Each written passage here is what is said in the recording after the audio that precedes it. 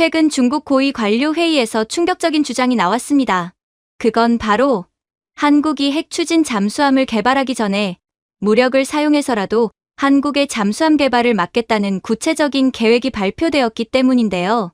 실제로 이 계획은 실행까지 되었고 작전이 성공하나 싶던 그때 그 누구도 예상하지 못했던 일이 터지게 되었습니다.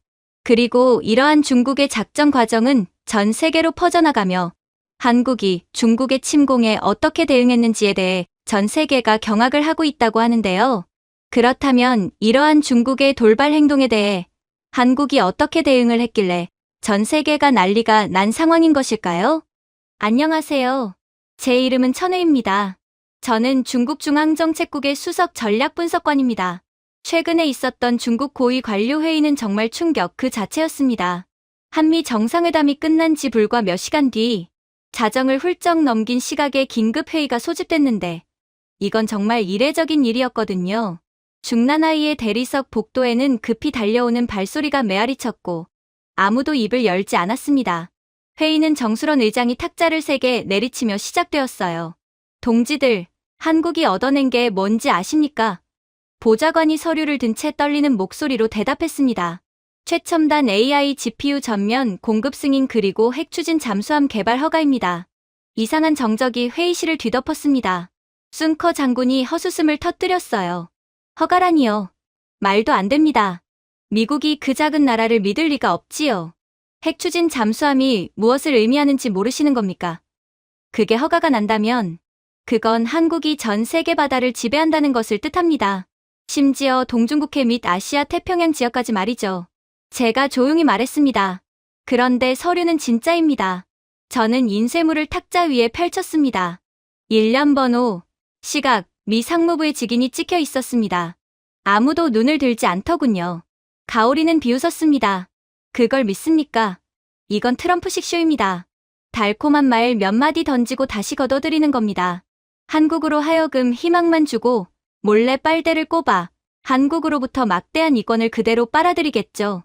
허젠이 거들었습니다. 미국은 늘 작은 나라들을 띄워줍니다. 사진 몇 장, 미소 몇 번, 그게 다죠. 그러고는 제 몫을 챙기고 떠나버리니까요. 정 의장이 천천히 고개를 끄덕였습니다.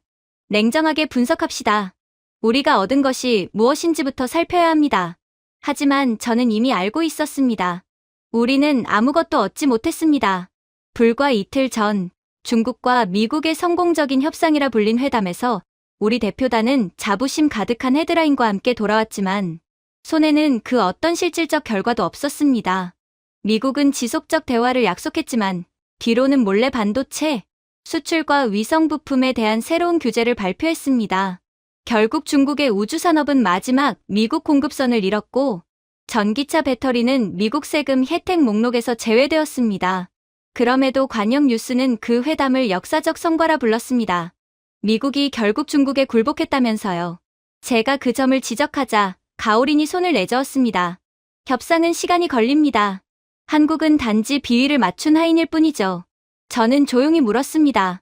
그렇다면 왜 주인은 하인에게 먹을 것을 주고 우리에게는 굶주림을 주었을까요? 한국이 하인이라면 우리는 미국이 키우는 반려견쯤 되나요? 회의장이 술렁였습니다. 순커가 자세를 고쳐 앉으며 말했습니다. 우리는 당당하기 때문입니다. 미국은 우리를 두려워하죠. 제가 씁쓸하게 웃었습니다. 두려움은 계약이 아니라 제재를 부르지요. 정말로 중국이 미국의 제재에도 세계를 지배할 수 있을 거라 생각하십니까? 허젠이 몸을 앞으로 숙이며 목소리를 높였습니다. 너무 과장하십니다. 우리가 여전히 세계 공급망을 쥐고 있습니다. 중국 없이는 휴대폰도, 자동차도, 반도체도 존재할 수 없어요. 전 세계가 말이죠. 저는 또 다른 서류를 열었습니다. 그럴지도 모르죠. 하지만 한국은 지금 엔비디아의 최고 성능 블랙웰 GPU 26만 장을 확보했습니다. 한 대의 GPU는 산업용 로봇 한 대보다 더 비쌉니다. 그런데 미국의 수출 금지 조치 때문에 중국에만큼은 도저히 전달되지 않고 있죠. 심지어 이건 미국의 최우방국이라던 유럽에게도 적용되는 조치예요. 하지만 단 한 나라만 예외입니다. 바로 한국이죠. 이게 무엇을 의미하겠습니까? 한국은 미국의 제재가 판을 치는 혼란한 국제 정세 속에서 오히려 미국의 지원을 받는 유일한 국가라는 말입니다. 정 의장이 미간을 찌푸렸습니다. GPU라니 그건 컴퓨터 부품일 뿐이잖소. 아닙니다, 의장님. 제가 답했습니다. 그건 앞으로의 모든 산업의 두뇌입니다. AI, 국방, 금융 모두 말입니다. 우리는 올해만 3번이나 같은 요청을 했지만 미국은 단 한 번도 답하지 않았습니다. 심지어 우리가 히토류를 내걸며 미국을 살살 유인해봤지만 여전히 미국은 꿈쩍도 안 했죠. 그런데 한국에만 그것도 26만 장이나 뿌려버린 것입니다. 프로젝터 화면이 켜지며 그래프가 나타났습니다. 보십시오. 제가 말했습니다. 한국의 AI 투자 규모는 지난 분기부터 이미 우리를 넘어섰습니다. 그들은 GPU를 조선, 로봇, 국방에 통합하고 있습니다. 핵추진 잠수함어가는 단순한 상징이 아닙니다. AI 기반 자율운항 체계를 의미하죠. 핵추진 잠수함의 최고 성능 GPU가 결합된다면 도대체 한국이 어떤 시너지 효과를 내며 어떤 무지막지한 잠수함을 만들어낼지. 저는 앞으로 변하게 될 한국이 너무 두려워서 잠도 제대로 못 자는 상황이에요. 이건 중국이 아직도 구현하지 못한 분야이고 한국은 단번에 중국의 영해를 지배하고 말 거예요. 가오린이 조롱하듯 웃었습니다. 한국의 로비스트처럼 말씀하시네요. 한국으로부터 뒷돈을 받으신 건가요? 그건 그저 반짝이는 장난감을 산 것일 뿐이에요. 중국의 작은 속국쯤 되는 한국을 왜 그렇게 과대평가하시는지 모르겠군요. 그렇다면 설명해 보시죠. 제가 반문했습니다. 엔비디아의 CEO가 왜 베이징 초청은 거절하고 바로 다음 주 서울로 날아갔는지를요. 왜 한국에서 굳이 안 해도 될 한국에 대한 찬사를 하고 한국 기업 회장들과 공개적인 술자리까지 가지며 그야말로 팬 서비스를 했는지를 설명해 보라는 말입니다. 회의실이 다시 조용해졌습니다. 우리는 미국과의 협상에서 승리했다고 떠들었지만 입 밖에 나오는 예시는 하나같이 작고 초라했습니다. 미국은 중국산 제품 관세 완화 검토를 약속했지만 다음 날 새 검사를 올렸어요. 그들은 우리의 건설적 외교를 칭찬하면서 한국과 일본과 함께 사이버 안보 동맹을 창설했습니다. 단, 중국만 제외된 형태로 말입니다. 우리는 빈말을 축하했지만 한국은 실질적인 기계와 데이터, 그리고 미래를 가져갔습니다. 정 의장이 억지로 웃으며 말했습니다. 그래도 우리는 다른 강점을 가지고 있소. 미국 인프라에 3천억 달러를 투자하기로 했잖소. 그건 세계가 우리를 신뢰한다는 증거요. 저는 무심코 대답했습니다. 그건 신뢰가 아니라 복종입니다. 한국도 3,500억 달러를 투자하기로 했지만 구조가 완전히 다릅니다. 그들은 자금을 한국 관리하에 두고 현지 자회사를 통해 수익을 냅니다. 즉, 미국 땅에서 한국이 돈을 버는 구조죠. 우리는 중국 자금이 미국의 통제 아래로 들어갑니다. 3천억 달러로 어떠한 이익도 벌어들이지 못하는 구조라는 말입니다. 아무도 대답하지 않았습니다. 제가 화면을 넘겼습니다. 한국의 계약서에는 기술 이전권, 현지 의무 면제, 수입 본국 송금 보장이 포함되어 있었습니다. 우리의 계약에는 오직 한 단어만 있었습니다. 준수 숭커가 이를 악물었습니다. 그럼 자네 말은 한국이 우리와 미국을 동시에 이겼다는 건가? 한국은 미국으로부터도 이익을 빨아들여오니까 말이네. 제가 천천히 대답했습니다. 그들은 미국이 이겼다고 믿게 만드는 법을 배운 겁니다. 천재적인 협상을 이끌어낸 거죠. 누군가 웃으려 했지만 웃음은 끝내 터지지 않았습니다. 이 방을 채우던 자존심은 이제 녹슨 쇠처럼 무거웠습니다. 우리는 공포와 체면으로 외교를 쌓았지만 그들은 정확함과 타이밍, 그리고 조용한 자신감으로 외교를 완성했습니다. 회의가 끝나갈 무렵 정 의장이 제게 조용히 물었습니다. 천회, 자네는 그들을 존경하나? 제가 대답했습니다. 당연히 좋아하지 않습니다. 하지만 우리가 이긴 척하는 동안 그들은 진짜 승리를 만들었습니다. 이게 현실이라는 것입니다. 저는 지금 조국인 중국을 위해 쓴소리를 하는 중입니다. 현실을 똑바로 보지 않는다면 중국의 미래는 한국에 의해 완전히 강탈당하고 말 것입니다. 그때 숭커 장군이 더 이상은 못 참겠다는 듯 침묵을 깨며 외쳤습니다. 아까부터 자꾸만 헛소리를 해대서 도저히 못 들어주겠군. 애초에 한국이 미국으로부터 뭔가를 얻어낸 것 자체가 말이 안 되는 소리야. 엔비디아 칩도 마찬가지지. 이건 불가능해. 트럼프가 그 칩의 해외 수출을 금지했잖아. 제가 타임스탬프를 가리켰습니다. 한미 정상회담 종료 후 18시간 만에 서명됐습니다. 이건 현실이죠. 숭커가 팔짱을 끼고 말했습니다. 그래봤자 소국 한국이 대국인 중국을 위협할 수는 없어. 아닙니다. 제가 조용히 말했습니다. GPU는 세상의 모든 계산을 담당합니다. 날씨, 무기, 언어, 감정까지요. AI, 예측 시스템, 자동화 산업, 모든 두뇌의 중심은 GPU입니다. 화면에는 블랙웰 GPU의 연산 능력이 나타났습니다. 한 장이 초당 20경번의 연산을 수행합니다. 26만 장이면 한 국가 전체의 경제를 실시간으로 시뮬레이션할 수 있습니다. 정 의장이 낮게 중얼거렸습니다. 그래도 결국 기계일 뿐이요. 하지만 이건 생각하는 기계입니다. 제가 답했습니다. 엔비디아는 우리에게 한 장도 팔지 않았습니다. 그런데 한국엔 유지보수, 펌웨어, 보안 권한까지 전부 열어줬습니다. 이건 거래가 아니라 동맹이라는 말입니다. 미국은 전 세계에서 오직 한국에게만 손을 내민 거예요. 가오린이 비웃었습니다. 그래서 뭐요? 칩 좀 받았다고 대단합니까? 우리는 사상과 체제가 있소. 사회주의는 늘 자본주의를 이기지. 제가 미소를 지었습니다. 사상으로 배가 스스로 항해하진 않죠. 회의실에 있는 시선들이 제 손끝을 따라 화면으로 향했습니다. 보십시오. 한국의 울산 AI 조선소 프로젝트입니다. 화면에는 거대한 자유로낭 선박들이 떠 있었습니다. 이 GPU들이 선박의 두뇌가 됩니다. 스스로 항로를 계획하고 균형을 조정하고 심지어 중간 수리까지 수행합니다. 이미 한국은 그러한 기술력을 구축해 두었죠. 현재 한국의 물류 AI는 우리가 보고서를 마치기도 전에 이미 전 세계 해운을 예측하고 있어요. 이번 GPU 보급은 그러한 한국의 독주를 가속화시키겠죠. 물론 이번에 한국이 개발할 핵추진 잠수함도 전 세계에서 유례가 없었던 미친 성능의 잠수함이 될 것입니다. 허젠이 말을 잘랐습니다. 그건 그냥 조선 기술 아닙니까? 고작 한 분야가 뛰어나다고 해서 중국의 지배력을 약화시킬 수는 없어요. 그렇다면 이걸 보시죠. 다음 슬라이드를 띄웠습니다. 대구 바이오 AI 클러스터. 이곳에선 GPU로 단백질 구조를 분석하고 신약을 설계합니다. 바이러스가 변이하기 전에 예측하고 대응할 수 있죠. 중국처럼 봉쇄도, 혼란도 없습니다. 한국은 이미 모든 방면에 있어 기술력을 구축해 두었어요.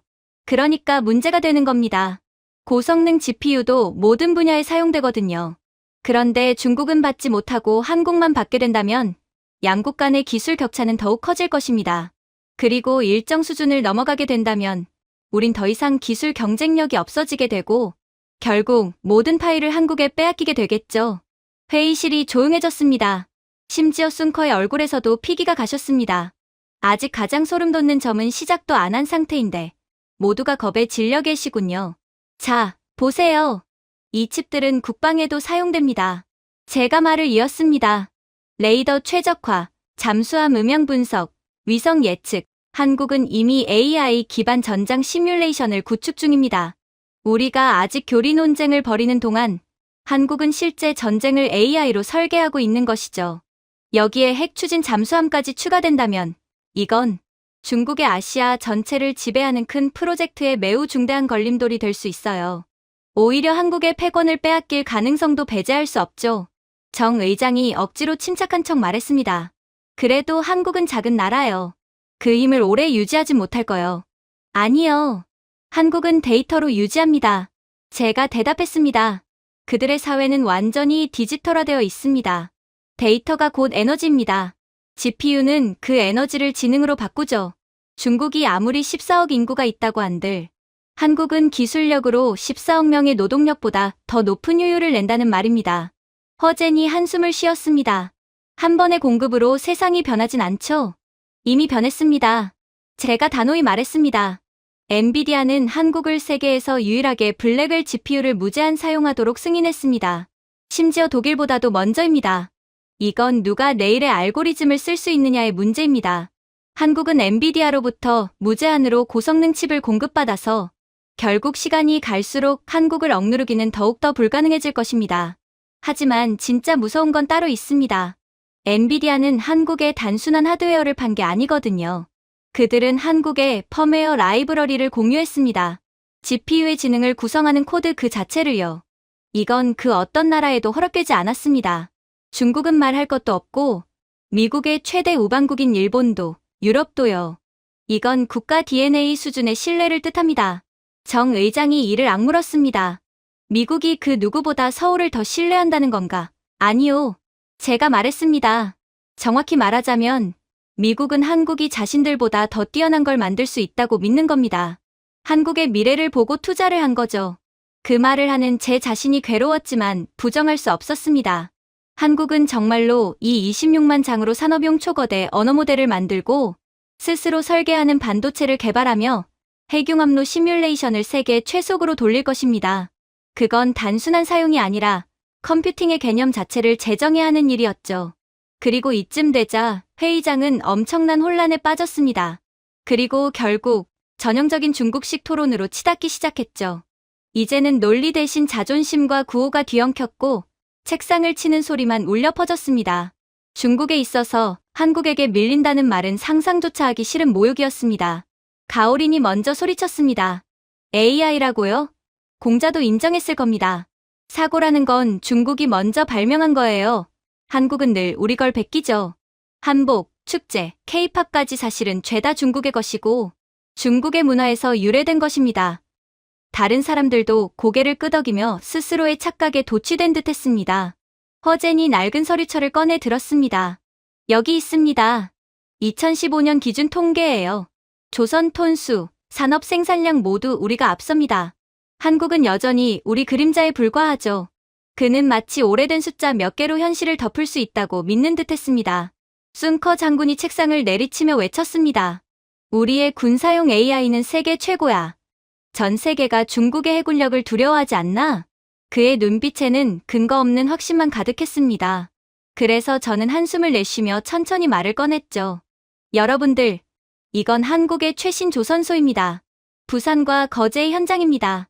화면에 위성사진이 떠오르자 푸른 불빛 아래 정돈된 조선소가 나타났습니다. 모든 도크가 AI로 최적화되어 있습니다. 크레인은 무인이고 용접은 신경망 알고리즘으로 제어됩니다. 한 척의 선박이 완성되기까지 걸리는 시간은 중국의 절반입니다. 회의장에 퍼지던 웃음이 서서히 사라졌습니다. 정 의장이 억지로 미소를 지으며 말했습니다. 그래, 그들은 배를 만들지. 하지만 우리는 문명을 만들잖나. 제가 조용히 고개를 들었습니다. 하지만 지금의 문명은 그들의 프로세서 위에서 돌아가고 있습니다. 순간 모든 이가 침묵했습니다. 심지어 가오린의 입가에 미소도 굳어버렸습니다. 자세히 보시죠. 제가 슬라이드를 넘겼습니다. 한국의 스마트 도크는 실시간으로 평형수를 조정하고 센서는 구조 응력을 인간보다 먼저 감지합니다. 20만 톤급 LNG 운반선이 2주마다 한 척씩 출항합니다. 설계, 시뮬레이션, 테스트까지 모두 AI로 수행됩니다. 허젠이 손을 들며 끼어들었습니다. 그건 자금만 충분하면 우리도 할 수 있지 않습니까? 정말 그럴까요? 제가 물었습니다. 우리의 조선소 AI 시범 사업은 수동 설계도면 오류로 중단됐습니다. 우리의 시스템은 아직 스스로의 구조도조차 인식하지 못하죠. 즉, 한국의 발끝에도 못 미치는 수준이라는 것입니다. 순커가 이를 악물었습니다. 그래도 우리는 인력에서 압도적이요. 저는 씁쓸하게 웃었습니다. 아까 말했지 않습니까? 이젠 인력으로 밀어붙이는 시대는 지났어요. 한국은 인력 대신 지능으로 승부하죠. 그들은 사람을 쏟아붓는 대신 데이터를 쏟아붓습니다. 화면이 바뀌었습니다. 한국의 선박 설계는 생성형 AI로 이뤄집니다. 태풍, 부식, 소음 패턴까지 시뮬레이션하고 한 장의 철판을 자르기 전에 이미 바다 위를 달리고 있죠. 그들의 조선소엔 엔비디아 클러스터가 직접 설치되어 있어요. 아직도 망치와 용접기, 종이 노면도를 보면서 배를 건조하는 중국이 어떻게 이런 미래에서 온 사람들을 이길 수 있단 말인가요? 정 의장의 미소가 무너졌습니다. 그래서 트럼프가 그들을 택한 건가? 맞습니다. 제가 답했습니다. 그는 호의로 GPU를 준 게 아닙니다. 미국 본토에 한국형 조선소를 세우길 원했기 때문입니다. 미국은 조선 기술을 되찾기를 원하고 AI와 물류, 건설을 완전히 통합할 수 있는 나라는 한국뿐이니까요. 그래서 한국의 핵 추진 잠수함까지 허용해주면서 한국의 편을 들고 있는 것입니다. 가오린이 주먹을 움켜쥐었습니다. 그럼 그는 우리를 배신한 겁니까?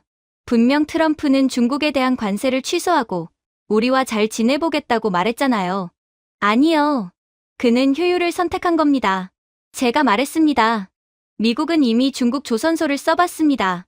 결과는 지연, 누출, 손실뿐이었죠. 반면 한국은 예산을 절감하며 2개의 해양 플랫폼을 완성했습니다. 회의실은 다시 정적에 잠겼습니다. 화면에는 녹슨 중국의 크레인과 정교하게 움직이는 한국의 AI 크레인이 나란히 비쳤습니다. 그 차이는 누구의 눈에도 명확했습니다. 정 의장이 이마를 짚으며 말했습니다. 결국 트럼프는 미래를 본 게 아니라 현실을 본 거군. 그렇습니다. 국제관계에서는 피도 눈물도 없죠. 오직 자국의 이득이 되냐 안 되냐가 가장 중요할 뿐입니다. 제가 고개를 끄덕였습니다. 그때 회의실 한쪽에서 팩스기가 요란하게 울렸습니다. 종이가 천천히 밀려 나오더니 상단에는 대만 경제부의 문장이 찍혀 있었습니다. 제가 소리내어 읽었습니다. 왜 우리가 만든 칩이 오직 한국 프로젝트에만 사용되는가? 회의실의 공기가 얼어붙었습니다. 허젠이 코웃음을 쳤어요. 이젠 대만도 한국을 질투하고 있군. 왜 엔비디아의 칩을 한국에만 전수해주냐 이거야. 뭐, 대만은 중국 덕분에 살아가는 나라인데 이렇게 스스로의 성명문을 내는 것도 어이가 없군. 순커 장군이 비웃듯 외쳤습니다. 당연하지. 대만은 중국의 일부야. 그들은 중국이 없으면 존재하지도 못했을 국가지. 정 의장이 단호히 고개를 끄덕였습니다. 그래. 대만계라던 젠슨 황도 결국 중국인이지. 그의 재능은 우리 피에서 나온 거야. 제가 조용히 말했습니다. 그런데 그는 결국 한국을 선택했습니다. 순식간에 방 안의 얼굴들이 일그러졌습니다. 가오린이 책상을 내리치며 소리쳤습니다. 배신자. 우리 민족의 천재가 도둑들에게 기술을 바치다니. 조국을 모욕한 놈이야. 허젠이 비웃었습니다. 곧 후회할 겁니다. 한국이 아무리 잘난 척해도 결국 GPU를 가지고 아이돌 노래나 만들겠죠. 한국이 GPU를 적절한 곳에 사용함으로써 이익을 창출하는 그림은 도저히 그려지지가 않거든요. 순커가 웃으며 거들었습니다. 그래. 그들은 과학보다 춤추는 AI를 만들겠지. 중국의 전통 무용을 그대로 베낀 K-팝에나 사용할 거야. 모두가 떠들 때 저는 조용히 입을 열었습니다. 여러분, 젠슨 황은 국적을 선택한 게 아닙니다. 능력을 선택한 겁니다. 그는 엔비디아를 이끌고 있고 자신의 회사의 이익을 위해 최선의 선택을 할 의무가 있어요. 그가 누굴 배신했고 말고는 그다지 중요한 문제가 아니에요. 중요한 건 젠슨 황은 자신의 회사를 더욱 발전시킬 능력을 한국에서 받고 그렇기에 한국에 투자를 했다는 거죠. 정 의장이 눈썹을 찌푸렸습니다. 무슨 뜻이오? 중국과 대만은 설계만 할 줄 압니다. 하지만 한국은 설계에서 생산, 응용까지 완벽히 해냅니다. 우리는 도면을 그리지만 한국은 미래를 조립한다는 뜻입니다. 우리는 아이디어를 말하지만 그들은 실제 산업을 만들죠. 그래서 엔비디아는 한국을 선택한 것입니다. 자신들의 이익을 위해서 말이죠. 회의실의 공기가 무거워졌습니다. 젠슨 황의 결정은 배신이 아니라 투자였습니다. 엔비디아가 한국을 선택한 건 그들이 실험하고 검증하고 통합할 수 있는 전 세계 유일한 국가이기 때문입니다. 한국으로 가는 GPU 한 장 한 장이 단순한 부품이 아니라 살아있는 연구소가 되는 셈이죠. 그렇게 된다면 한국은 엔비디아의 더욱 큰 고객이 될 수 있고 엔비디아와 함께 수많은 부가가치를 창출하는 프로젝트도 완성할 수 있어요. 허젠이 반박했습니다. 그게 우리한테 무슨 도움이 된다는 겁니까? 아무런 도움이 안 됩니다. 제가 단호히 말했습니다. 우리의 AI는 실패를 배우지 못하고 한국의 AI는 실패로부터 배웁니다. 순커가 이를 갈았습니다. 그래도 젠슨 황은 중국 피를 가졌습니다. 피가 중요하지 않소? 피가 코드를 짜지 않습니다. 제가 대답했습니다. 데이터가 짜죠. 정 의장이 주먹을 쥐었습니다. 결국 대만 출신 CEO가 조국의 기술을 한국에 넘겼단 말이오? 그렇습니다. 제가 고개를 끄덕였습니다. 대만은 칩을 설계하지만 한국은 그 칩으로 산업을 창조합니다. 자율조선소, 국방 시스템, 양자 시뮬레이션, 이 모든 걸 GPU로 현실화합니다. 엔비디아는 이상이 아닌 수익을 선택한 겁니다. 화면이 켜졌습니다. 지도 위에서 붉은 선이 한국을 중심으로 전 세계로 뻗어나갔습니다. AI 물류망, 산업 계약, 국방 협력 등 모든 것이 한국으로부터 뻗어나가고 있었죠. 1년 안에 제가 말했습니다. 한국은 전 세계 AI 해운 물류의 60%를 통제하게 됩니다. 그들이 만드는 모든 선박은 엔비디아 코어로 구동되고 그 데이터는 다시 미국 본사로 흘러갑니다. 이게 바로 미국이 한국을 선택한 이유입니다. 그러나 이러한 이익의 순환고리 속에 중국은 없습니다. 결국 한미동맹 앞에 중국은 말라 죽게 됩니다. 가오린이 서류를 덮으며 소리쳤습니다. 당신 말투는 마치 한국이 우리를 이긴 것 같군. 아니요. 제가 말했습니다. 한국은 단지 진화했을 뿐입니다. 그리고 우리는 시대에 뒤처졌을 뿐이죠. 그는 이를 악물었습니다. 그들의 응용력 따위가 무슨 의미가 있습니까? 우리는 여전히 인력과 공장을 갖고 있습니다. 제가 미소를 지었습니다. 하지만 한국은 공장을 만드는 공장을 가졌습니다. 시스템이 시스템을 만드는 시대죠. 그게 바로 미래입니다. 그리고 그게 한국이 무서운 이유죠. 14억 인구요? 한국은 AI를 키워서 14억 명 이상의 인구를 대체할 수 있습니다. 그때 회의실에 텔레비전이 켜졌습니다. 트럼프 대통령의 목소리가 울려 퍼졌습니다. 블랙웰 GPU는 절대 미국 밖으로 나가지 않을 것이다. 화면 하단의 자막에는 이렇게 적혀 있었습니다. 한국과의 계약 체결 1시간 후. 순간 누구도 말을 잇지 못했습니다. 순커 장군이 먼저 침묵을 깼습니다. 그럼 그는 거짓말을 한 겁니까? 전 세계 사람들을 상대로요? 그의 목소리는 절반은 분노, 절반은 불안이 섞여 있었습니다. 정 의장이 천천히 고개를 저었어요. 아니, 그건 말 그대로야. 미국 밖으로 나가지 않는다. 가족에게만 간다는 뜻이지. 제가 화면을 바라보며 조용히 말했습니다. 정확히 보셨습니다. 어찌 보면 이게 중국 입장에서 가장 큰 타격이자 한국 입장에서 가장 큰 이익으로 작용하는 이유입니다. 이제 한국은 미국의 가족 안에 포함되었기 때문이죠. 회의실 안은 숨소리조차 들리지 않을 만큼 조용해졌습니다. 제가 앞으로 몸을 기울이며 말했습니다. 트럼프의 발언은 단순한 자국보호 선언이 아닙니다. 그가 그린 선은 미국의 경계선이 아니라 신뢰할 수 있는 기술 생태계의 경계선이었죠. 그리고 한국은 이제 그 안으로 들어간 겁니다. 그게 어떤 결과를 초래할 것인지는 여러분들이 더 잘 아실 거라고 생각해요. 가오린이 냉소적으로 웃었습니다. 신뢰 생태계라니 종교처럼 말하는군. 그럴 수도 있습니다. 제가 대답했습니다. 신념의 문제죠. 기술에 대한 신념, 신뢰에 대한 신념입니다. 미국은 군사용 시스템을 단순한 동맹에게는 주지 않습니다. 오직 없으면 안 되는 존재에게만 통합시킵니다. 그리고 한국이 바로 그 단계에 도달한 것이죠. 회의가 중국에 압도적으로 불리한 쪽으로 흐르자 다른 중국 고위 관료들은 다시금 난리를 치기 시작했어요. 그들은 GDP니 R&D 투자니 하며 결국 소국 한국은 중국을 이길 수 없다며 소리쳤거든요. 그때 대형 스크린이 푸른 빛으로 빛나며 그래프가 나타났습니다. GDP, R&D 투자, AI 수출, 국가 신뢰 지수, 모든 지표가 같은 이야기를 하고 있었습니다. 한국의 그래프는 로켓처럼 치솟았고 중국의 그래프는 고장난 나침반처럼 평평하게 멈춰 있을 뿐이었죠. 가오린이 낮게 중얼거렸습니다. 이건 조작이야. 서방이 만든 선전이지. 아닙니다. 제가 조용히 대답했습니다.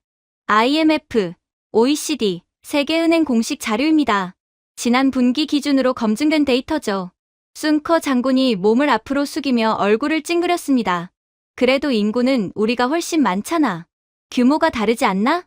인구는 혁신이 아닙니다. 제가 대답했습니다. 개미는 많지만 로켓을 만든 개미는 없습니다. 그게 한국과 중국의 차이점이죠. 회의실에는 씁쓸한 웃음이 퍼졌습니다. 그건 유머가 아니라 부정이었습니다. 허젠이 손가락으로 화면을 가리켰습니다. 그들의 GDP는 부풀려진 거야. 미국이 만든 허상이지. 자원도 없는 나라잖아. 맞습니다. 제가 말했습니다. 그들은 석유도 없고 희토류도 없고 식민지도 없습니다. 하지만 엔지니어가 있습니다. 그리고 그걸로 충분했습니다. 정 의장이 고개를 갸웃했습니다. 선별된 통계일 거야. 중국 공영방송에선 한국의 경제가 침몰되고 있는 상황이라고 했어. 맞습니다. 제가 냉소적으로 웃었습니다. 우리 방송은 또 말했죠. 작년 중국의 반도체 수출이 늘었다고. 하지만 사실은 32% 감소했습니다. 네, 조작이죠. 인민을 선동하기 위해 선전한 거짓 자료를 의장님이 믿어버리면 어떻게 합니까? 가오린이 분노에 찬 목소리로 외쳤습니다. 그래도 우린 문명의 중심이야. 세상은 아직 우리를 필요로 해. 제가 그를 바라보며 말했습니다. 아닙니다. 세상은 이제 세상을 움직일 수 있는 자를 필요로 합니다. 그리고 지금 그건 우리가 아닙니다. 슬라이드를 넘기자 새 그래프들이 나타났습니다.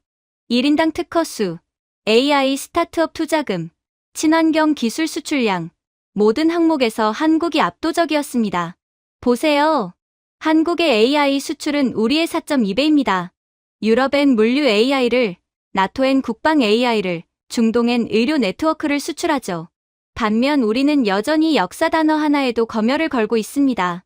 허젠이 노트를 덮으며 말했습니다. 또 과장하는군. 그렇다면 당신이 설명해 보시죠. 제가 대답했습니다. 한국의 연구개발 비율은 GDP의 5.2%, 우리는 1.8%, 그리고 외국 투자자들은 서울을 새로운 실리콘밸리라 부르고 상하이 지수는 20% 하락했습니다. 정 의장의 얼굴이 하얗게 질렸습니다. 그래도 군사력은 우리가 앞서지 않나. 규모에서는 그렇겠죠. 제가 말했습니다. 하지만 정확성에선 아닙니다. 그들은 예산의 한 푼 한 푼이 시스템으로 변하고 우리는 예산이 집행되기도 전에 사라집니다. 솔직해집시다. 지금 중국군의 최첨단 자주포 및 전투기 등 전부 중국 고위 군 장성들이 핵심 부품을 떼어다가 제3국에 팔아넘겼기에 제 성능을 발휘하지도 못하고 있잖아요.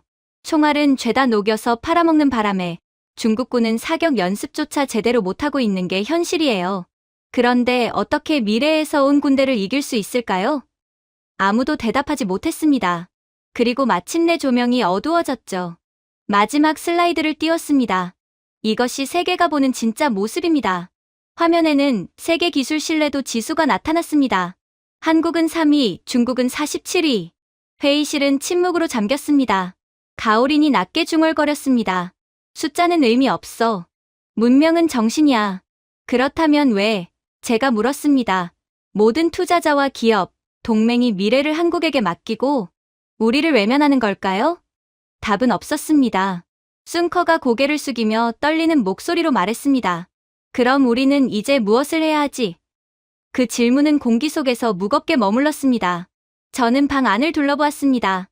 붉은 깃발, 지도자 초상화, 그리고 여전히 현실을 믿지 못하는 얼굴들. 우리가 해야 할 일은 제가 천천히 말했습니다. 우리가 조롱했던 진실을 인정하는 것부터입니다. 허젠이 비웃듯 말했습니다. 진실이라니? 작은 나라가 중화 문명을 앞질렀다는 게 말이 됩니까? 그 작은 나라가, 제가 말했습니다. 이제 우리가 사려는 프로세서를 만드는 나라입니다. 아무도 대답하지 않았습니다. 스크린에 남은 파란 그래프는 벽 위에 상처처럼 빛나고 있었죠. 가오린이 낮게 중얼거렸습니다. 결국 한국은 숫자만 믿는 나라잖아. 제가 리모컨을 눌러 화면을 껐습니다. 아니요. 제가 말했습니다. 그들은 숫자가 그들을 믿게 만든 나라입니다. 회의실은 완전히 어둠에 잠겼습니다. 창밖으로는 회색 하늘 아래 여전히 돌아가는 공장들.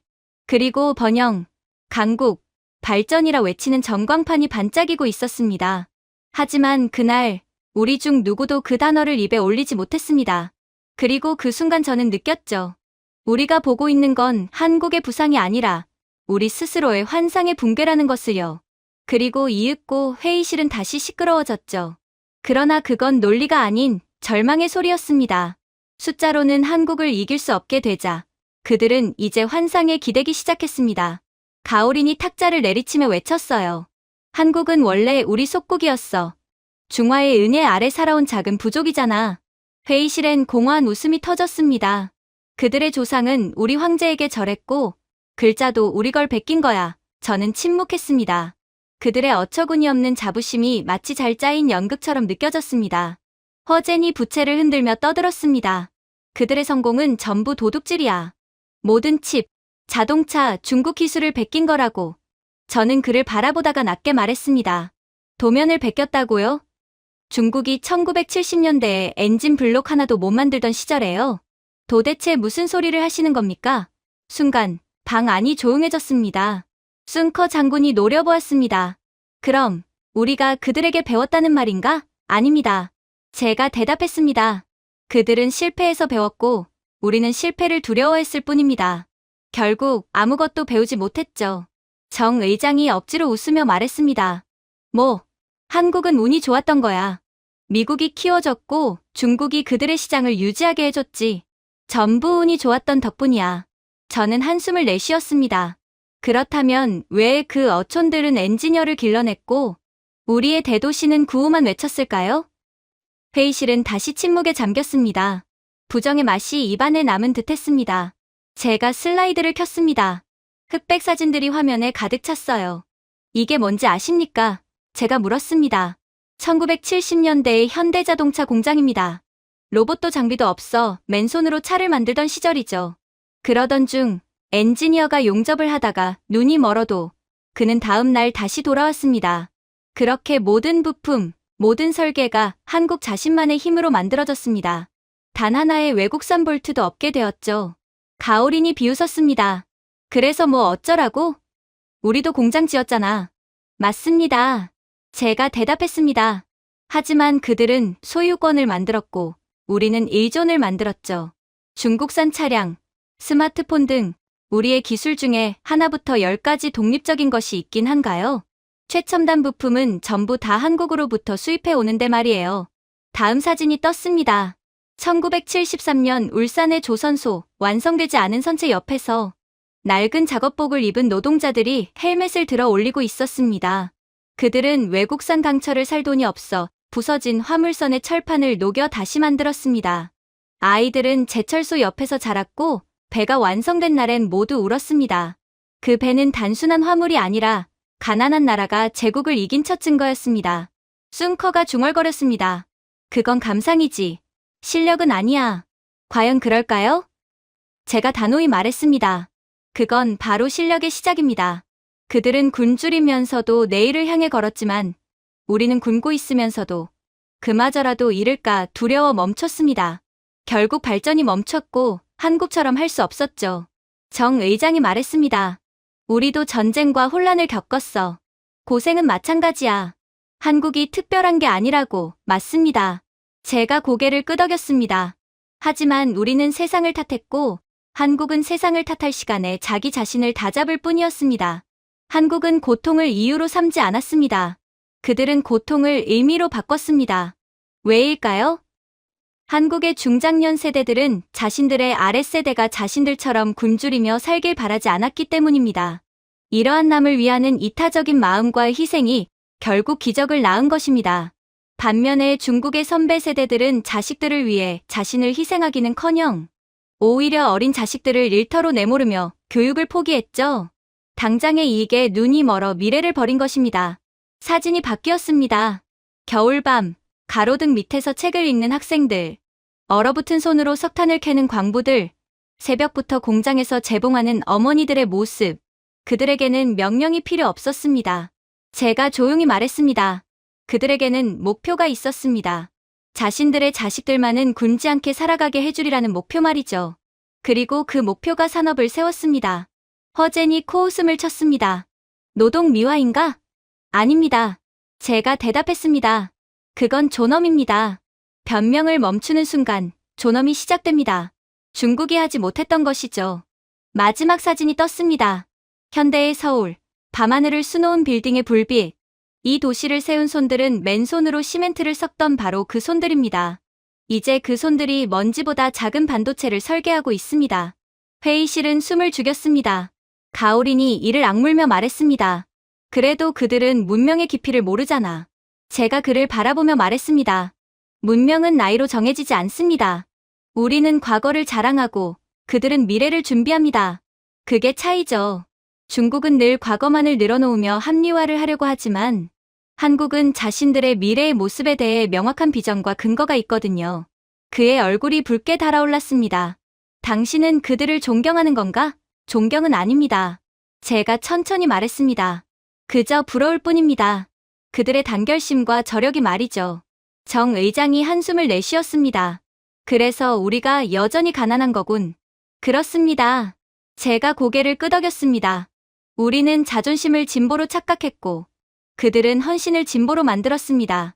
한국은 실패를 두려워하지 않았습니다. 오히려 실패를 연료로 썼죠. 프로젝터의 미세한 소음만이 들렸습니다. 화면에는 안개 속을 가르는 거대한 한국 조선소의 선박이 떠 있었습니다.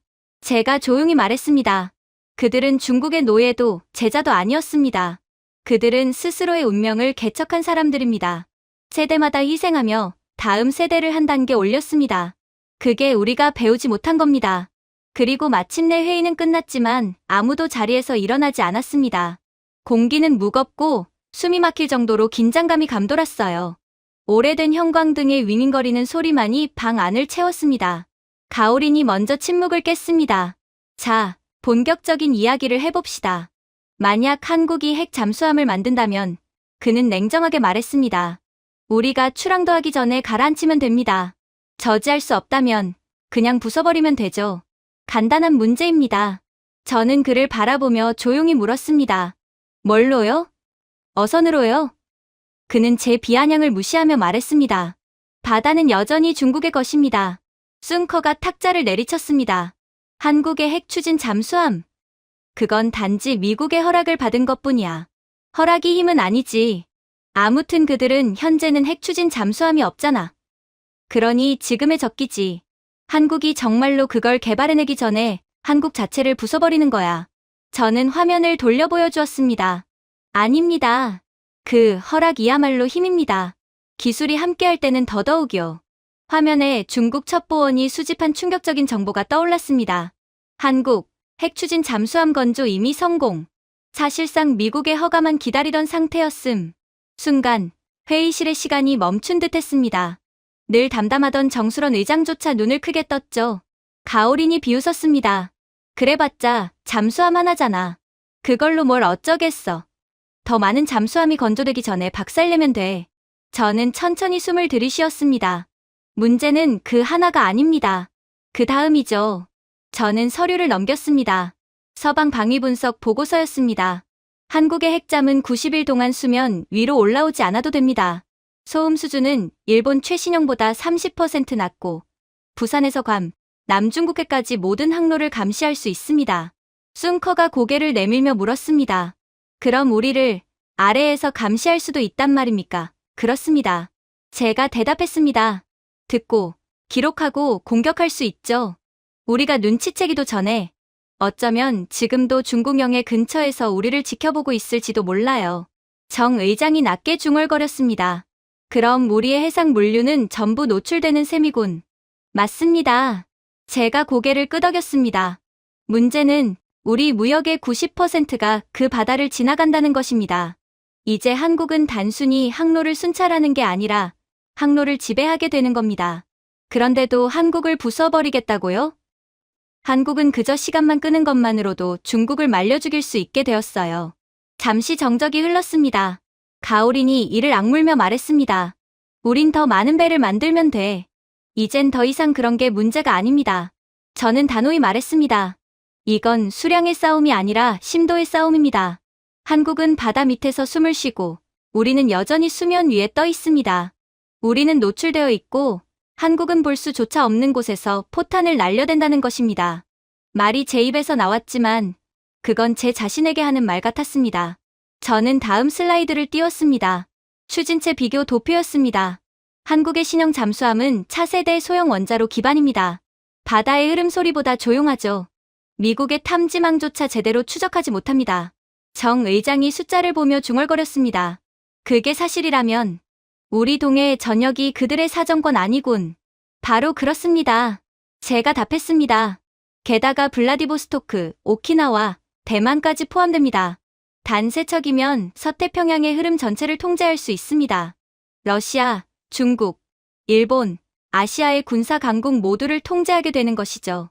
그 사실이 방 안에 침투하자 모두의 표정이 굳어갔습니다. 숭커가 물었습니다. 한국은 어떻게 이렇게 빨리 발전한 거지? 분명 그들은 해군력만큼은 한참이나 뒤처져 있었잖아. 10년 전부터 준비했기 때문입니다. 제가 말했습니다. 한국의 모든 조선소, 모든 엔지니어가 조용히 이날을 위해 움직였습니다. 미국이 공식적으로 허가를 해주는 날을 말이죠. 가오린이 고개를 저으며 외쳤습니다. 말도 안 돼. 우리에겐 더 많은 인력과 자원이 있잖아. 그렇다면 저는 조용히 물었습니다. 왜 그들은 출항하고 우리는 아직 설계 중입니까? 그는 아무 대답도 하지 못했습니다. 그때 화면이 바뀌었습니다. AI 무인 잠수정 함대 실험 성공. 한국 통합지휘체계 공개. 푸른 바다 속에서 수십 대의 무인 잠수정이 거대한 핵잠을 둘러싸고 움직이고 있었습니다. 마치 한 몸처럼. 슌커의 목소리가 떨렸습니다. AI를 해군 지휘체계에 통합했다고요? 그렇습니다. 제가 답했습니다. 이젠 이건 단순한 무기가 아니라 네트워크입니다. 모든 잠수함이 실시간으로 정보를 공유하죠. 표적을 지정하고 방어하고 항로를 조정하며 하나의 생명체처럼 움직입니다. 가오린이 이를 악물었습니다. 미국이 한국에 모든 기술을 넘겨줬다는 거군. 아니요. 제가 고개를 저었습니다. 미국은 기술이 아니라 신뢰를 넘겼습니다. 그리고 이 기술은 한국이 자체 기술력으로 스스로 개발해낸 거예요. 그러니까 훨씬 위험하죠. 이 나라를 대체 어떻게 막겠어요? 회의실은 숨소리조차 사라졌습니다. 정 의장이 낮게 물었습니다. 그래서 이제 우리는 어떻게 해야 하지? 제가 잠시 생각에 잠긴 사이에 누군가 먼저 대답했습니다. 이제 우리가 늘 하던 걸 하면 되죠. 음모를 꾸미는 겁니다. 가오린이 몸을 기대며 말했습니다. 한국이 그 잠수함을 완성하지 못하게 막아야 합니다. 그들이 그 잠수함으로 중국을 넘어서기 전에 다시는 엄두도 못 내도록 박살내는 거죠. 슌커가 고개를 끄덕였습니다. 우리 쪽에 이미 정보원이 있습니다. 한국의 건조 일정을 늦추도록 연료 공급망을 흔들죠. 정 의장이 저를 바라봤습니다. 자네 생각은 어떤가?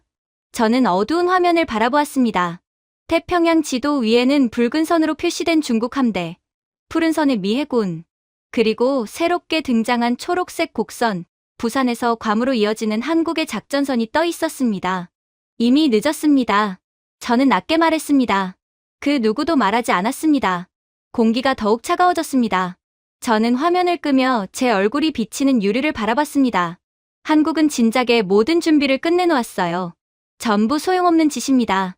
한국을 쫓아봤자 아무 소용없어요. 정 의장이 무겁게 입을 열었습니다. 그렇다면 쫓는 걸 멈추지. 그들이 완성하기 전에 막는 거야. 가오린이 웃었습니다. 드디어 건방진 한국놈들에게 본때를 보여줄 차례군. 밖에서는 천둥 소리가 멀리서 울려 퍼졌습니다. 북경 하늘 위 어딘가에서 폭풍이 다가오고 있었습니다. 회의실 문을 나서는 순간 정 의장의 마지막 명령이 제 등 뒤로 들려왔습니다. 남의 함대를 점검하라. 한국의 잠수함은 절대 수면 위로 떠오르지 못하게 하라. 그렇게 정 의장은 한국 영해를 무단으로 침입한 뒤 한국으로 하여금 공포심을 조성하는 한편 한국이 무력으로 맞선다면 그를 빌미로 더 큰 피해를 주는 비밀 계획을 선포했습니다. 하지만 저는 알고 있었습니다. 그 잠수함은 이미 떠올랐다는 걸 말이죠. 바다 아래가 아니라 우리의 자존심 아래에서 말입니다. 그날 아침 남해에는 안개가 짙게 깔려 있었습니다. 무전 신호도 사람의 용기도 삼켜버릴 만큼 무겁고 짙은 안개였습니다. 해가 뜨기도 전에 제가 사령부에 도착했을 때 모든 장교들은 겉으로는 침착한 척했지만 눈빛 속에는 두려움이 가득했습니다. 상황 보고하시오. 통신장교가 머뭇거리며 말했습니다. 제동님, 하이청 17호와의 통신이 끊겼습니다. 장비 문제겠지. 슌커가 뒤에서 냉소 섞인 목소리로 말했습니다. 방어적인 태도였지만 그조차 불안한 기색을 숨기지 못했습니다. 통신장교가 천천히 고개를 저었습니다. 아닙니다, 제동님. 단순한 고장이 아닙니다. 전체 중계망이 동시에 침묵했습니다. 마지막 신호는 새벽 2시 43분입니다. 레이더 화면 위에 떠있던 점들이 하나씩 서서히 사라져갔습니다. 방안이 얼어붙었어요. 그럴 리가 없어. 한국이 우리 계획을 이미 전부 알고 있었다고? 물론 한국이 기술 강국이긴 하지만 그런 무지막지한 기술력은 듣도 보도 못했어. 당장 무인 탐지기를 띄우시오. 제가 명령했습니다. 몇 분 후 보고가 올라왔습니다. 무인 잠수 드론 4기 발진 완료. 5분이 지나고 10분이 지나고 15분이 흘렀습니다. 그러나 3기만 돌아왔죠. 나머지 한 대는 제가 물었습니다. 장교가 침을 삼키며 답했습니다. 사라지기 직전 미확인 저주파 신호가 측정되었습니다. 이건 우리 패턴과 일치하지 않아요. 스피커에서 낮고 묵직한 진동음이 흘러나왔습니다. 마치 살아있는 생명체의 심장박동처럼 들렸죠. 그 다음 들린 미세한 허밍 소리. 저는 그 음을 이미 알고 있었습니다. 맞아. 이건 우리 신호가 아니야. 제가 말했습니다. 한국의 소나 신호야. 모두가 굳어버렸습니다. 가오린이 억지로 웃으며 말했습니다. 말도 안 돼. 그들이 감히 여기까지 들어올 리가 없지. 한국이 그렇게나 막강한 탐지 능력을 갖고 있다고? 그들은 미국이 아니야. 아시아의 작은 나라일 뿐이라고. 저는 떨리는 레이더를 바라보며 말했습니다. 안타깝게도 한국은 이미 와 있습니다. 중국 영해를 전부 부처님 손바닥 보듯 꿰뚫어보고 있다고요. 심장박동 같은 소리가 점점 커졌습니다. 쇠붙이 바닥 아래로 울려 퍼지며 사람의 공기를 파고들었습니다. 쏨커가 주먹으로 콘솔을 내리쳤어요. 안 되겠다. 공격하자. 이건 한국의 선전포고와 다름없어. 그들이 먼저 중국을 공격했으니 이건 국제적으로도 용인이 되는 보복일 거야. 당장 무인 잠수정을 보내. 뭘로요? 제가 되물었습니다. 그 덜덜거리는 하이천급으로요? 개망신만 당한 채 한국에는 어떠한 피해도 못 주지 않을까요? 하지만 그는 이를 악물며 말했습니다. 중국 해군은 여전히 강하다. 미국 정도를 제외하면 아무도 우리를 막을 수 없어. 보여주기식 군사 퍼레이드 행진을 할 땐 그렇겠죠. 저는 조용히 답했습니다. 그때 저는 비밀 서류처를 꺼냈습니다. 파도 절단 작전, 중앙위원회가 직접 내린 최신 명령이었습니다. 목표는 단 하나, 어떤 수를 써서라도 한국의 핵추진 잠수함 개발을 막는 것. 그 과정에서 무력을 사용하게 되더라도 그건 감수하라는 명령이었습니다. 그만큼 한국의 핵추진 잠수함은 아시아 패권을 완전히 뒤흔들 강력한 사건이었거든요. 쏨커가 문서를 훔쳐보며 눈을 크게 떴습니다. 진짜 이걸 실행한다고요? 상부 명령입니다. 제가 말했습니다. 우리 잠수함이 한국 영해를 침범함과 동시에 부산 조선 기술 네트워크의 사이버 침투, 핵연료 공급선 교란, 그것마저 실패한다면 물리적 개입입니다. 물리적, 이란이요? 그가 되물었습니다. 공장 사고, 방화, 설비 폭발, 뭐든지요. 제가 말했습니다. 그들의 진척을 늦출 수 있다면 수단과 방법을 가리지 않습니다. 그게 상부의 지시예요. 그때 정 의장이 빗물에 젖은 제복을 입고 들어왔습니다. 이미 시작됐소. 그는 낮게 말했습니다. 울산 근처 조선소 일대에서 어젯밤 정전이 있었다더군. 성공했습니까? 제가 물었습니다. 그는 잠시 침묵하다 답했습니다. 백업 전원이 4분 만에 복구됐소. 건조 일정엔 지장 없습니다. 단 4분. 그 짧은 시간 만에 한국은 우리의 침투를 완벽히 무력화시킨 겁니다. 심지어 그들이 4분 만에 막아낸 침투는 중국 입장에서 4년 동안은 막대한 자본을 써서 준비했던 작전이었어요. 하지만 그러한 중국의 막대한 자본과 인력, 그리고 기술력이 들어갔던 공격은 한국에 의해 4분 만에 박살났던 것입니다. 쏨커가 이를 갈았습니다. 괴물들이야. 이건 말도 안 돼. 아니요. 제가 조용히 말했습니다. 그들은 공학자입니다. 세계 최고의 공학자 말이에요. 웬만한 방법으로는 그들을 절대로 막을 수 없습니다. 정 의장이 고개를 숙였습니다. 제독, 이대로 계속 밀어붙이다간 가오린이 끼어들었습니다. 그들은 우리를 조롱하고 있습니다. 우린 아직 핵잠수함 시운전도 제대로 못했는데. 저는 대답하지 않았습니다. 그 말이 사실이었기 때문입니다. 우리의 자랑이라던 하이청 17호는 첫 자망 때부터 냉각 문제가 있었고 엔진 진동은 어선보다 심했습니다. 러시아조차 우리 설계도를 보고 비웃었죠. 심지어 처음 그 잠수함 내부를 봤을 때가 아직도 잊히지 않습니다. 배관은 새고 전선은 테이프로 감겨 있었으며 승조원들은 잠수할 때마다 기도했습니다. 그런데도 당국은 그것을 민족의 자존심이라 부르고 있었죠. 저는 창문 밖을 보았습니다. 안개 너머 바다는 평온했지만 그 평온이 오히려 섬뜩했죠. 남의 작전 지휘실 안, 저는 텅 빈 전자지도 앞에 서 있었습니다. 불과 몇 분 전까지만 해도 화면 위엔 12척의 함정이 떠 있었지만 지금은 아무것도 남지 않았죠. 상황 보고하시오. 작전병의 손이 떨리고 있었습니다. 제독님, 모든 함정과의 연락이 두절됐습니다. C-18 가디언마저도 사라졌습니다. 쏨커가 주먹을 꽉 쥐었습니다. 그럴 리가 없소. 전대가 함께 움직이고 있었잖소. 그럼 지금은 어디 있습니까? 제가 차갑게 물었습니다. 그는 아무 말도 하지 못했습니다. 방 안에는 숨소리만 남았습니다. 그때 마지막 교신이 스피커에서 갈라지며 흘러나왔습니다. C-18점, 고스트 뎁스. 미확인 소나 접근 중. 그리고 정적. 바닥 아래로 낮은 진동이 올라왔습니다. 거대한 무언가가 깊은 물속에서 깨어나는 듯했습니다. 전대 철수. 즉시 접근 중지하라. 제가 외쳤습니다.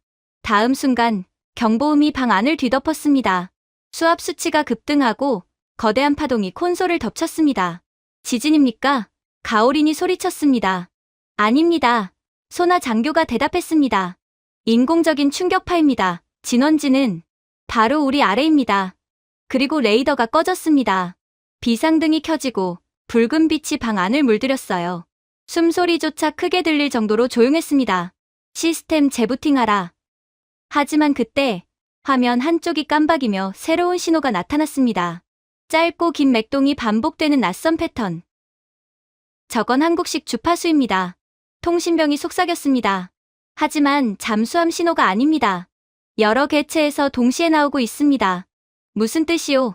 독립된 30개 이상 신호가 포착됐습니다. 전부 무인 드론입니다. 그들이 해저망을 형성 중입니다. 함정이 아니라 덫이었습니다. 한국은 이미 핵추진 잠수함을 진작에 건조했고 이미 중국의 영해 어딘가에 배치해 둔 상태였어요. 그게 아니라면 우리의 작전을 마치 손바닥 들여다보듯 꿰뚫고 있을 수는 없었죠. 결국 숭커가 경악하며 말했습니다. 그들은 핵추진 잠수함을 만드는 게 목표가 아니었어. 그런 것쯤은 진작에 완성했고 우릴 잡기 위해 기계 함대를 만들고 있었던 거야. 핵추진 잠수함은 그저 다음 단계로 가는 디딤돌이자 눈속임일 뿐이었다고. 순간 머릿속에서 모든 퍼즐이 맞춰졌습니다. 한국의 핵추진 잠수함 개발, 그건 미끼였습니다. 세계를 혼란시키고 중국을 자극하기 위한 가짜 목표. 그들은 실제로는 완전히 다른 걸 준비하고 있었습니다. 수백 개의 소형 원자로 드론과 AI 네트워크를 결합한 통합해양, 자율방어 체계, 바다 전체를 하나의 무기로 만든 것이었습니다. 그때 정수런이 비에 젖은 제복을 입고 들어왔습니다. 위성 영상이 도착했습니다. 직접 보셔야 합니다. 그가 화면을 켰습니다. 남해 일대가 푸른 점들로 뒤덮여 있었습니다. 수천 개의 신호가 파도 위에서 반짝이고 있었습니다. 그것들은 배가 아니라 에너지 노드였어요. 데이터 링크로 연결된 거대한 해상 네트워크였죠. 소나 담당이 중얼거렸습니다. 지금 한국이 수온층과 해류를 조작하고 있습니다. 바다의 흐름 자체를 제어하고 있어요. 저는 숨이 멎는 듯했습니다. 그럼 그들이 바다를 움직이고 있다는 말인가? 그렇습니다, 제동님. 이제 그들에게 바다는 자연이 아니라 인프라입니다. 숭커가 뒷걸음질 쳤습니다. 그럼 우리 함대는 이미 눈이 멀었습니다. 제가 답했습니다. 중국의 잠수함들은 이제 한국이 만든 AI 해저, 미로 속에서 길을 잃은 장님처럼 헤매고 있는 셈이었습니다. 정말 천재적이었죠. 직접적인 무력을 사용했다는 증거는 전혀 없었기에 중국이 한국을 침공할 구실은 주지 않으면서 중국으로 하여금 한국과 중국의 기술 격차는 하늘과 땅 차이므로 절대로 넘보지 말라는 무언의 압박을 해왔던 거였습니다. 아무튼 우리는 긴급 신호를 보냈지만 돌아온 건 아무것도 없었습니다. 그때 통신 채널이 깜박이며 켜졌어요. 그러나 그건 우리의 신호가 아니었습니다. 조용하고 단정한 여성의 목소리가 들려왔습니다. 한국식 억양의 중국어로 말이죠. 전쟁을 원하지 않는다면 당장 작전을 멈추는 게 좋을 겁니다. 이미 귀국의 침입은 기록되었습니다. 즉시 철수하십시오. 그 목소리는 부드러웠지만 단호했습니다. 가오린이 이를 갈았습니다. 감히 우리 영해에서 협박을 해. 저는 고개를 저었습니다. 아니요, 가오린. 여긴 더 이상 우리의 영해가 아닙니다. 정적이 흘렀습니다. 지금껏 당은 한국의 핵잠수함은 허세라며 비웃었지만 진실은 정반대였습니다. 그들은 바다의 무기 체계 자체를 지배하고 있었어요. 제동님, 베이징에 뭐라고 보고해야 합니까? 정수런이 물었습니다. 저는 꺼진 레이더를 바라보며 말했습니다. 진실을 보고하시오. 숭커가 분노하며 외쳤습니다. 불가능합니다. 그럼 우리가 졌다는 걸 인정하는 겁니다. 그래도 현실은 바뀌지 않습니다. 제가 조용히 말했습니다. 그때 멀리서 천둥 같은 소리가 들렸습니다. 그러나 그건 천둥이 아니라 사라지는 함대의 비명이었습니다. 레이더에 희미하게 점 몇 개가 돌아왔습니다. 사라졌던 우리 잠수함들의 신호였습니다. 하지만 잠시 후 그것들도 다시 꺼졌습니다. 폭발도 파편도 없었습니다. 그냥 사라졌습니다. 그들은 파괴하지 않았습니다. 소나 담당이 떨리는 목소리로 말했습니다. 지워버렸습니다. 이건 마치 EMP 지뢰 같아요. 중국이 자랑하던 해상 전력은 아무것도 못하고 사라져버렸어요. 만약 이게 실제 상황이었다면 그들은 전부 괴멸이에요. 제대로 된 전쟁을 하기도 전에 모두가 몰살당한 셈이라고요. 마치 바다 자체가 누가 여기에 있을 자격이 있는지를 판단한 듯 했습니다. 숭커가 중얼거렸습니다. 도대체 어떻게 이런 걸 우리가 놓칠 수 있었지? 우린 철을 찾고 있었지요. 제가 낮게 말했습니다. 그러나 한국은 이미 지능을 만들고 있었습니다. 보고서가 베이징에 도착했을 때 방 안은 폭발보다 더 깊은 침묵에 잠겼습니다. 아무도 입을 열지 않았습니다. 공기조차 자신이 책임을 져야 할 것처럼 무겁게 가라앉아 있었습니다. 저는 회의실 끝자리에 앉아 한때 통제를 믿었던 사람들의 얼굴을 바라보았습니다. 그들의 확신은 이제 폐허처럼 무너져 있었습니다. 정수런이 조용히 입을 열었습니다. 잠수함 12척 전부 손실됐습니다. 잔해도 신호도 없습니다. 존재 자체가 사라진 듯합니다. 숭커가 주먹으로 탁자를 내리쳤습니다. 우리가 한 번은 그들을 얕봤소. 하지만 두 번은 안 당하면 됩니다. 보복작전을 구상하도록 합시다. 이미 늦었습니다. 제가 말했습니다. 한국의 목표는 애초에 잠수함이 아니었습니다. 그건 미끼였죠. 방 안의 공기가 바뀌었습니다. 혼란이 서서히 불안으로 바뀌어갔습니다. 이미 태평양 무역항로의 에너지와 데이터는 이제 전부 그들의 통제 아래 있습니다. 여기에 이미 핵추진 잠수함까지 개발된 상황이므로 적어도 아시아 태평양 지역은 한국이 지배하게 되었다고 해도 과언이 아니에요.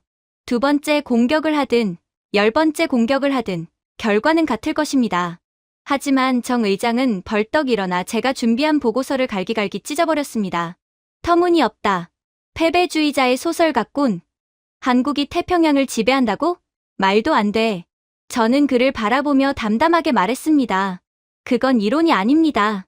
이미 한국의 해상 인프라는 미국 위성망과 동기화가 완료됐습니다.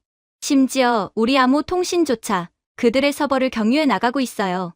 우린 이미 그들의 시스템 안에 있습니다. 한국은 중국의 모든 행동을 전부 꿰뚫고 있다고요. 그가 저를 손가락으로 가리켰습니다. 그대 말투는 마치 그들을 존경하는 것 같군. 저는 고개를 숙이며 답했습니다. 존경하지는 않습니다. 하지만 우리가 만들지 못한 걸 그들이 만들어냈다는 사실은 인정합니다. 그리고 우리가 한국을 인정하지 않고 현실을 외면하려 한다면 우리는 절대로 한국을 이길 수 없게 됩니다. 방 안이 조용해졌습니다. 공기청정기의 저음만이 울렸어요. 잠시 후 가오린이 낮게 중얼거렸습니다. 그럼 이제 어쩌지? 무역로까지 그들에게 허락받아야 하나? 기다릴 필요도 없습니다. 제가 말했습니다. 이미 그렇게 되고 있습니다. 정 의장은 관자놀이를 문지르며 말했습니다. 우린 회복할 거다. 언제나 그래왔지. 한국이 영원히 선두에 있을 순 없어. 그의 목소리 끝에는 자신조차 믿지 못하는 떨림이 묻어 있었습니다. 저는 조용히 자료를 정리하며 자리에서 일어났습니다. 명확한 힘의 차이를 두 눈으로 직접 보고도 인정하려고 하지 않는 현실이 바로 중국의 현실이자 어두운 미래라고 생각되니 이제는 정말로 한국을 절대로 따라잡을 수 없을 것 같아서 절망스러웠거든요. 그렇게 회의실을 나오면서 여전히 시설들에는 자립과 부흥이란 구호가 번쩍이는 것을 보았습니다. 하지만 저는 알고 있었습니다. 그 말들은 이제 껍데기뿐이었어요. 우리가 자부심을 붙잡는 동안 한국은 목적을 붙잡았습니다. 우리가 역사를 되풀이할 때 그들은 역사를 창조했습니다. 저는 다시 걸음을 옮기며 생각했습니다. 이제 분노도 질투도 없었습니다. 남은 것은 단 하나, 인정이었습니다. 한국은 우리보다 먼저 움직였고 우리보다 멀리 보았습니다. 그리고 저는 깨달았습니다. 우리는 그들을 따라잡지 못할 겁니다. 10년도, 100년도 이를 것입니다. 왜냐하면 우리는 위대함을 이야기했지만 한국은 실제로 현명함을 실천했기 때문이죠. 그때 바람이 불며 스모그가 잠시 걷혔습니다. 짧은 순간 햇살 한 줄기가 중난아이의 대리석 계단을 비췄습니다. 그 빛은 마치 이렇게 말하는 듯했습니다. 세상은 이미 움직였다고. 그리고 뒤처진 건 오직 우리뿐이라고 말입니다. 제가 준비해온 내용은 여기까지입니다. 끝까지 시청해주셔서 진심으로 감사드리며 여러분들의 구독과 좋아요, 알림 설정은 영상 제작에 큰 힘이 됩니다. 이상 세모튜브였습니다.